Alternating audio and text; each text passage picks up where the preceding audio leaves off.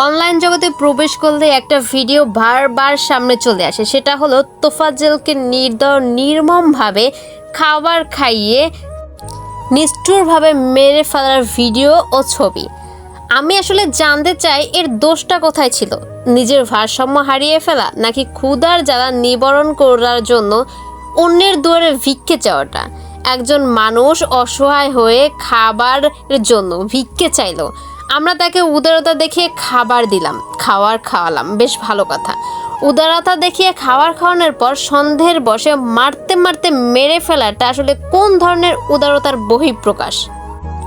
একটা সমাজে কিংবা দেশে চোর থাকবে, ডাকাত থাকবে, ছিনতাইকারী থাকবে, পকেটমার থাকবে, টোকাই থাকবে, এটা স্বাভাবিক।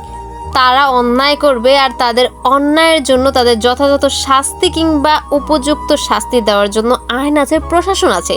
তাহলে আমরা কেন নিজের হাতে আইনটা তুলে নেব? আমরা তো দ্বিতীয়বার দেশ স্বাধীন করেছিলাম কিংবা স্বাধীনতা অর্জন করেছিলাম একটা সুষ্ঠু, সুন্দর, সুশৃঙ্খল দেশের জন্য। দেশের একই নমুনা দেখছি তাহলে আমরা মেধাবী, শিক্ষিত, সুস্থ, স্বাভাবিক এবং ভারসাম্য ও মানুষ হয়েও একজন এতিম, অসহায়, ক্ষুধার্ত, ভারসাম্যহীন ব্যক্তিকে সন্দেহের বশে বশীভূত হয়ে তার উপর উদারতা দেখিয়ে খাবার খাইয়ে মেরে ফেলেছি। এই যে এতিম, পরিবারহীন ছেলেটাকে যে মেরে ফেলা হয়েছে, এর ন্যায্য এবং সঠিক এবং সুন্দর বিচার কে চাইবে? তাকে যে বিনা কারণে মেরে ফেলা হলো, তার শাস্তি কে চাইবে? তার পরিবার তো কেউ নাই। কে চাইবে এর সঠিক এবং নিখুঁত বিচার?